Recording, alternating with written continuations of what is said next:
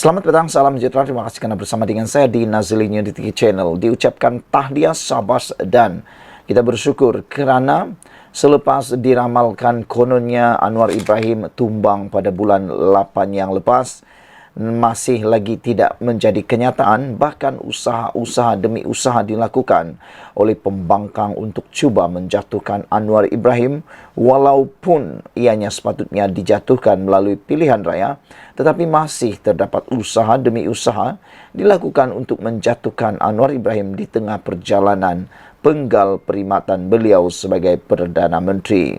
Namun demikian, ini satu pengesahan bahawa Anwar Ibrahim tidak akan tumbang sampailah penggal ini selesai. 100% confirm pasti yang ianya tidak akan tumbang.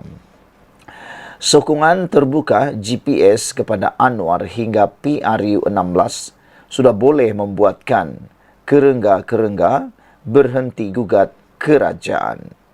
Dalam kegairahan Perikatan Nasional yang nampaknya tak berkesudahan mahu menjatuhkan kerajaan, semua orang sedar perkara itu mustahil menjadi kenyataan tanpa sokongan GPS daripada Sarawak.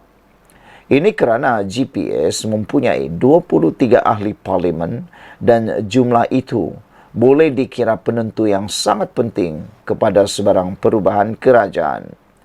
Memandangkan Perikatan Nasional hanya ada 74 ahli parlimen, jika mereka ingin menjatuhkan kerajaan pimpinan Anwar Ibrahim sekarang, selain perlu mendapatkan sokongan GPS, juga harus disertai oleh GRS di Sabah yang mempunyai 6 ahli parlimen. Kemudian hendaklah ditambah dengan sekurang-kurangnya 7 lagi ahli parlimen daripada Barisan Nasional BN. Itu pun jumlahnya masih belum mencecah 112, bilangan paling minimum untuk menukar kerajaan. Selebihnya masih perlu mendapatkan sokongan daripada warisan 3 kerusi parlimen, Parti Bangsa Malaysia 1 kerusi parlimen, dan Parti Kesejahteraan Demokratik Sabah yang juga mempunyai 1 ahli parlimen. Sokongan daripada ahli parlimen BN pula tidak mudah diperoleh kerana di bawah Akta Lompat Parti, sokongan secara individu dengan menjajah SD tidak lagi berharga, kecuali mereka meletak jawatan dan kemudian bertanding semula. Hanya setelah memperoleh semua sokongan tersebut, barulah kerengga-kerengga yang menjadi pengacau kerajaan ini boleh bersukaria dengan kejayaan agenda menebuk atap sekali lagi. Oleh kerana muda sudah mengumumkan tidak lagi menyokong kerajaan perpaduan, ini bererti jika PN benar-benar mahu menjatuhkan kerajaan, mereka sudah ada 1 tambahan kerusi parlimen yang diperoleh secara percuma. Begitulah lebih kurang susun aturnya jika ingin menukar kerajaan. Tetapi dengan pengumuman GPS semalam untuk terus memberi sokongan kepada Anwar menerajui negara sehingga PRU16 akan datang, ini bermakna terpadamlah sudah impian dan angan-angan Perikatan Nasional itu. Pengerusi GPS yang juga Premier Sarawak, Abang Johari Tun Openg berkata, sokongan itu penting agar wujud kestabilan yang membolehkan kerajaan persekutuan ditadbir dengan lebih fokus. Kami memberi awak atau anda, iaitu Anwar, sokongan penuh dan memiliki kerajaan persekutuan yang stabil sehingga pilihan raya seterusnya, kata beliau semasa berucap di Majlis Sambutan Hari Malaysia 2023 peringkat kebangsaan di Stadium Perpaduan di Kuching. Kalas tutup bukulah sudah segala-galanya dengan pendirian terbuka Abang Johari itu. Hadi Awang yang berkali-kali berkata kerajaan akan bertukar, kali terakhir kononnya bulan Ogos lalu, tentu saja paling kecewa dengan pendirian terbaru GPS ini. Perikatan Nasional dengan ini sudah boleh berhenti daripada terus berangan-angan, bermimpi atau berterusan ingin menjadi kerangga yang mengacau kestabilan kerajaan. Mereka kini harus menerima hakikat bahawa Anwar akan kekal sebagai Perdana Menteri sehingga PRU 16 pada tahun 2027 akan datang. Kepada Perikatan Nasional, tiada pilihan lain ada di depan mata mereka sekarang ini selain harus memberi khidmat yang terbaik di kawasan parlimen masing-masing sehingga tiba pilihan raya seterusnya.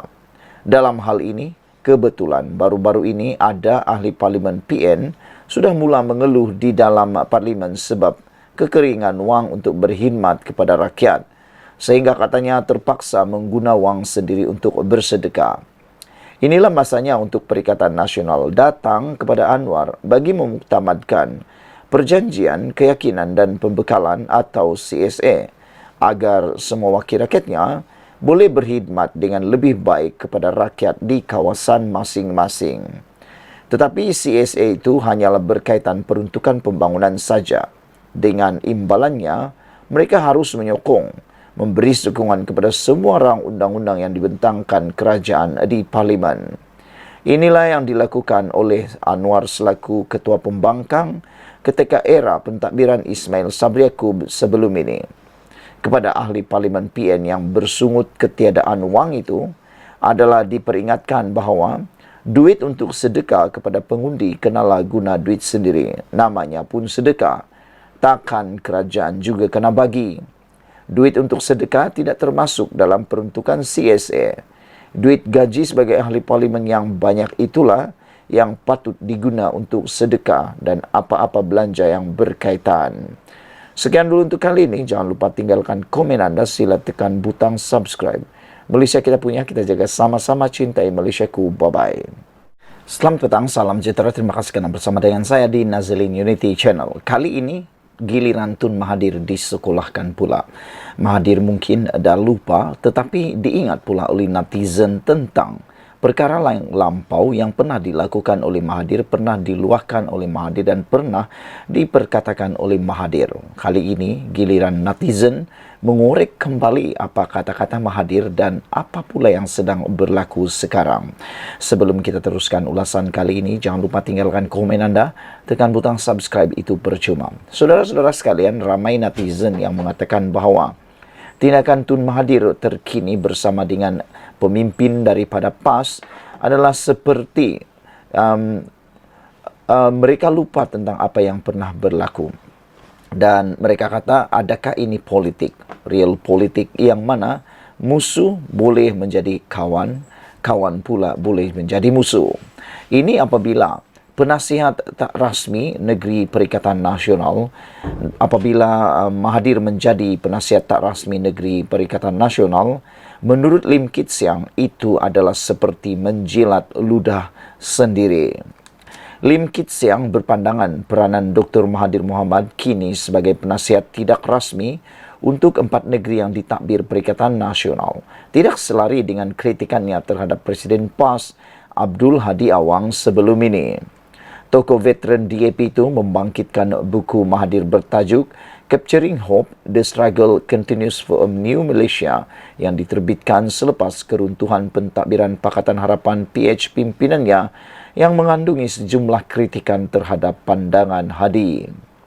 Antaranya, Lim Kit Siang berkata dia diingatkan kembali berkenan pandangan Mahathir berkenan apa yang disebut sebagai amanat Hadi pada tahun 1981 yang mengkafirkan UMNO sebagai bertanggungjawab memecah belahkan orang Melayu Islam di Malaysia. Sekarang Mahathir menjilat ludahnya sendiri, eating his own words, kata beliau. Dengan menjadi penasihat tidak rasmi kepada 4 negeri PAS, walaupun PAS di bawah Hadi sedang melakukan apa yang dia buat sebelum ini, iaitu mengecam DAP sebagai anti-Melayu, anti-Islam, anti-Raja, komunis dan menyebarkan Islamofobia tanpa sebarang bukti, katanya dalam satu kenyataan.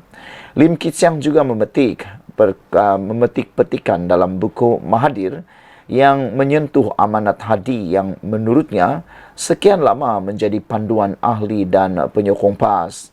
Dalam buku itu, Mahathir mendakwa berlaku pemulauan dalam keluarga berdasarkan sokongan politik dan ada ahli PAS yang benar-benar menganggap ahli UMNO sebagai kafir. Jika sebelum ini tiada perpecahan agama dalam kalangan Melayu Islam, kini ia ada.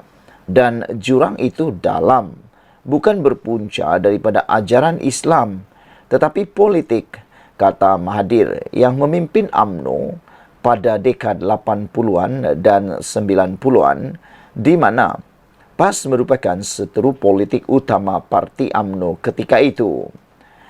Pada Khamis lalu, Menteri Besar Terengganu Ahmad Samsuri Mokhtar mengumumkan Kedah, Kelantan, Terengganu dan Perlis dalam proses membentuk kumpulan 4 negeri dengan Mahathir dilantik sebagai penasihat secara tidak rasmi. Sekian dulu untuk kali ini. Jangan lupa tinggalkan komen anda, tekan butang subscribe. Apa komen anda tentang isu dan tajuk kali ini? Jadi penasihat tak rasmi Negeri Perikatan Nasional, Dr. Mahathir jilat ludah sendiri, kata Kit Siang. Bye-bye.